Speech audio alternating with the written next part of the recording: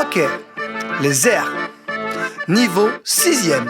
Ok, avant de devoir apprendre les formules sur les airs, il faut d'abord comprendre ce que c'est qu'une aire. C'est la mesure d'une surface, d'une figure plane, ouais. Le genre figure que tu traces sur une feuille de papier. C'est la superficie d'un terrain d'une maison, d'un mur de tout ce qui est en 2 dimensions. On va prendre un exemple, si tu traces un rectangle, pour savoir son aire on se demande combien de fois rentre un carré d'un centimètre sur un centimètre. C'est ce qu'on appelle le centimètre carré dans cet exo, c'est la mesure usuelle. Pour ça tu découpes ton rectangle de long en large en centimètres. Le nombre de petits carrés qui rentrent dans ton rectangle, ça sera ton aire. Tu veux calculer une aire d'une figure qu'on te donne, d'un disque, d'un quadrilatère ou d'un polygone.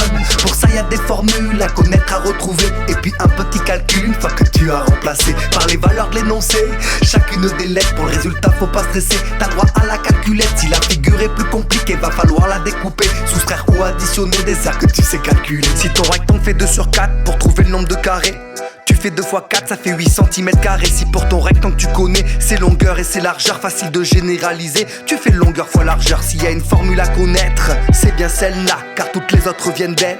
Je t'explique pourquoi. Tu veux faire l'aire d'un triangle, il va falloir imaginer un rectangle ainsi dessiné. Tu calcules l'aire du rectangle, longueur fois largeur, on voit bien que l'aire du triangle, ça fait la moitié. Pour calculer l'aire d'un triangle, tu fais la base fois la hauteur, tu divises par 2, t'as ta formule, ça y est. Tu veux calculer une aire d'une figure qu'on te donne, d'un disque, d'un quadrilatère ou d'un polygone.